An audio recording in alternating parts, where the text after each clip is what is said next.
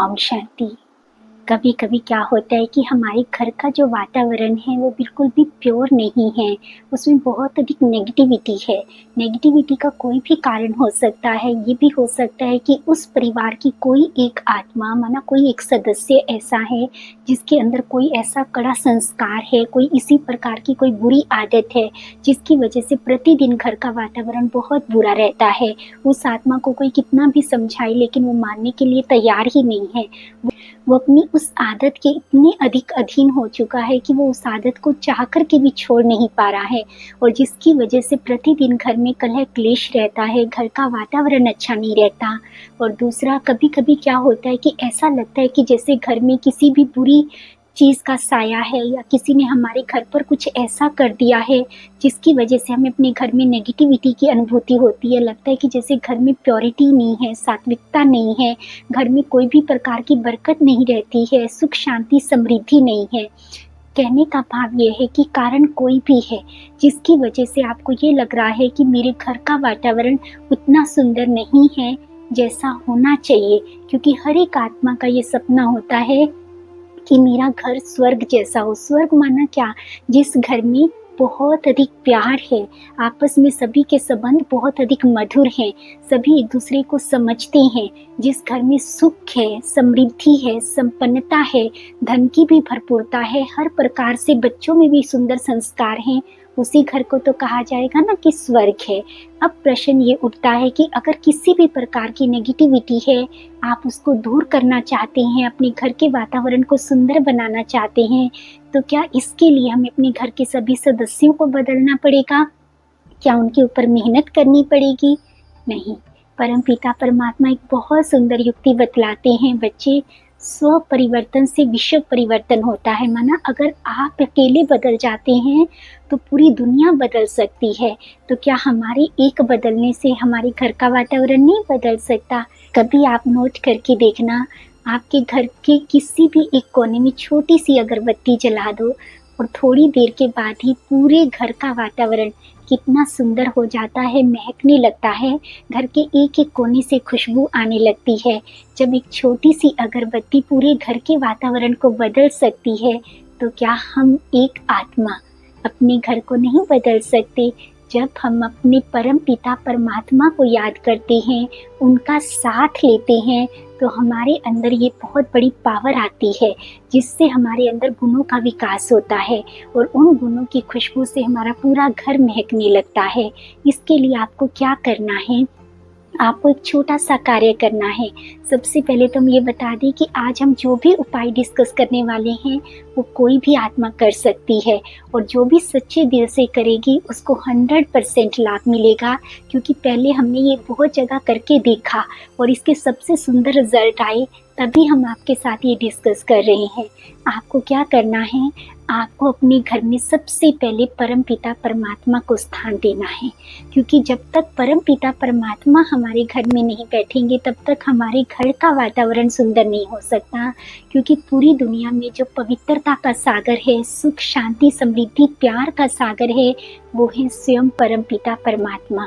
अगर आपका घर छोटा है या बड़ा है, कोई मायने नहीं रखता। भले आप उनको एक छोटे से कोने में जगह दीजिए, परंतु आज सबसे पहले अपने घर में एक छोटा सा स्थान बनाइए और उस स्थान पर परम पिता परमात्मा का निवास कीजिए। माना कि वो स्थान हमारे लिए वो परम पिता परमात्मा का निवास स्थान होना चाहिए। अगर आप स्पेशल बाबा रूम, पूजा रूम बना सके, कमरा बना सके, तो उसके जैसी तो कोई मौज नहीं है। हाँ, परंतु हर एक आत्मा के लिए संभव नहीं होता। किसी के घर में छुट्टी नहीं है, किसी के घर में इतना बड़ा स्थान नहीं है, तो कोई बात नहीं, भले उसे एक अलमारी के छोटे से कोने में भी जगह दीजिए, परंतु सबसे पहले आज अपने घर में परम पिता परमात्मा को बिठा दीजिए। परंतु सिर्फ बिठाना ही काफ़ी नहीं है, आपको ये भी प्रण करना है कि मैं प्रतिदिन कम से कम 15 मिनट तो सुबह और शाम परम पिता परमात्मा को बड़े प्यार से याद करूंगा।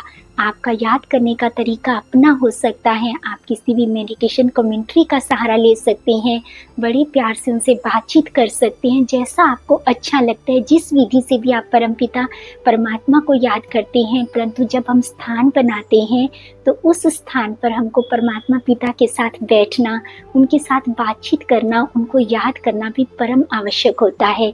क्योंकि आप देखिए, अगर आपके घर में कोई सदस्य है परंतु आप उनसे मिलते ही नहीं हैं, पूरा दिन कोई बात ही नहीं करते हैं, तो क्या कभी भी हमको अपनेपन की फील आती है? ना उनको आएगी ना हमें आएगी। और जब तक हमारा संबंध ही नहीं जुटेगा, कनेक्शन ही नहीं जुड़ेगा, तब तक हमारे अंदर पावर कैसे आ सकती है? तो सबसे पहले आपको पूजा स्थान, बाबा रूम, जो भी आपको अच्छा लगता है बनाइए और बड़े प्यार से 15 मिनट सुबह और शाम मेडिटेशन परमपिता परमात्मा को याद अवश्य करना है। दूसरा, बड़े प्यार से परमात्मा पिता को भोग स्वीकार कराना है। क्योंकि जब हम किसी को घर में निमंत्रण देते हैं, किसी का निवास स्थान रखते हैं, तो उनके लिए भोजन बनाना परम आवश्यक है। जैसे हम घर के सभी सदस्यों के लिए भोजन बनाते हैं, तो परम पिता परमात्मा के लिए भी अवश्य बनाएं। कैसे भोग लगाना है उसके लिए एक स्पेशल क्लास है, आप अच्छे से देख सकते हैं। ये अवश्य ध्यान रखिए कि परम पिता परमात्मा के भोग के लिए थोड़ा सा सात्विक भोजन ही बने, भोजन भी परम पिता परमात्मा की याद में बनाया जाए, सुंदर सुंदर गीत और भजन चले, जिससे पूरे घर का वातावरण शुद्ध हो सके। दूसरा, जब भोजन परमात्मा पिता की याद में बनेगा, उनको भोग के रूप में स्वीकार कराया जाएगा, तो जितनी भी आत्माएं खाएंगी उनका मन परिवर्तित होगा। क्योंकि अन्न से मन का निर्माण होता है, तो ये सबसे सुंदर तरीका होता है। अगर हम किसी भी आत्मा के मन का परिवर्तन करना चाहते हैं, उनके अंदर किसी प्रकार के नए संस्कार की उत्पत्ति करना चाहते हैं, तो ये 2 तरीके हो गए। पहले परमपिता परमात्मा का निवास स्थान बनाना है, प्रतिदिन वहाँ 15-15 मिनट मेडिटेशन करना है। दूसरा, बड़े प्यार से परमात्मा पिता को भोग स्वीकार कराना है। और तीसरा, उसमें आपको क्या करना है कि पूरे घर का चक्कर लगवाना है, फील करना है कि जैसे स्वयं परमपिता परमात्मा आपके पूरे घर का चक्कर लगा रहे हैं। क्योंकि परमात्मा पिता से प्योर वाइब्रेशंस इस दुनिया में किसी की नहीं है। जिस घर में परमात्मा पिता के कदम पड़ जाएं, घर के कोने कोने को जब वो अपने पैरों से छू लेंगे, तो घर का कितना सुंदर वातावरण हो जाएगा। हम ये भी मानते हैं कि परमात्मा पिता के तो चरण नहीं है, वो तो निराकार हैं। कहने का भाव ये है कि हम ये फील करते हैं कि जैसे परम पिता परमात्मा पूरे घर का चक्कर लगा रहे हैं, तो उनकी पॉजिटिव एनर्जी, उनकी प्योर वाइब्रेशंस, शक्तिशाली किरणें पूरे घर में फैल रही हैं, जिससे हमारे घर का वातावरण बहुत सुंदर हो रहा है। अगर आप चाहते हैं कि इसके लिए एक बहुत सुंदर कमेंट्री होनी चाहिए कि कैसे हम घर में परम पिता परमात्मा का आह्वान करें, कैसे उन्हें अपने घर के सदस्यों से मिलाएं, कैसे उनको भी उनके द्वारा वाइब्रेशंस दिलवाएं, वरदान दिलवाएं, तो आप कमेंट सेक्शन में लिख दीजिए। हम आपके लिए एक बहुत सुंदर सी खूबसूरत कमेंट्री तैयार कर देंगे, जिसको आप चला करके सुबह शाम 2 बार तो अवश्य करेंगे, दिन में 5 बार कर सकते हैं तो अति उत्तम। और चौथा, आपको क्या करना है, आपको अपने घर के ऊपर कोई भी परमपिता परमात्मा का चिन्ह लगाना है। भले आप किसी को भी पूजते हैं, जिसके अंदर भी आपकी भावना है, उस स्वरूप को लगा दीजिए। जहाँ आपके घर के बाहर नज़र बट्टू लगा होता है, क्योंकि बहुत सारे घर ये फील करते हैं कि हमारे घर को किसी की नज़र ना लगे, कोई नेगेटिविटी एंटर ना करे, तो उसके लिए वो नज़र बट्टू लगाते हैं।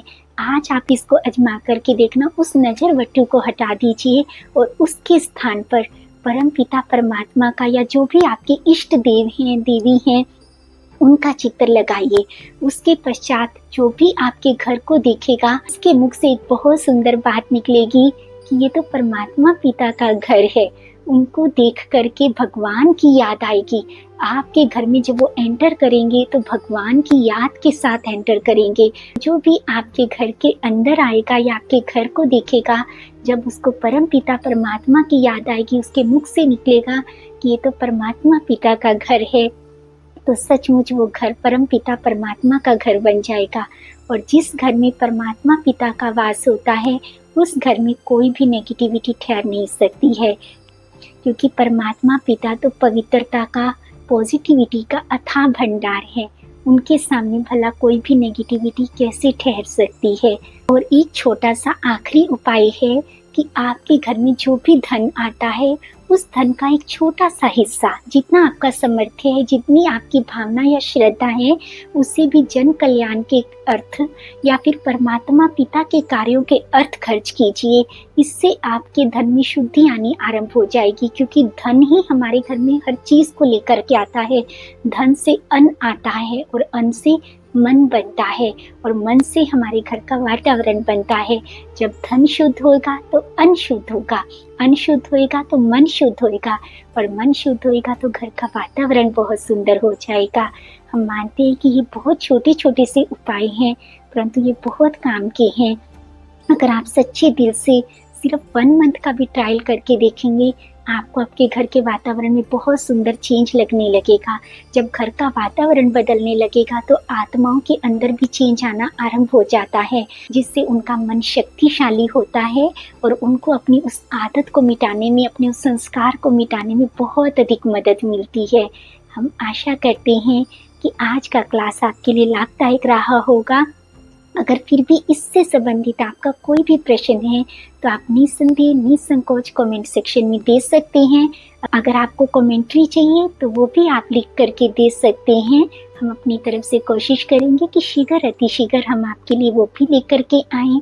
आप सबका दिन बहुत शुभ हो, आपके घर में सदैव सुख शांति और समृद्धि रहे, आपस में सबका बेहद प्यार हो, परमपिता परमात्मा की छत्र छाया के नीचे आप सब सुरक्षित रहें। इसी शुभ भावना और कामना के साथ ओम शांति।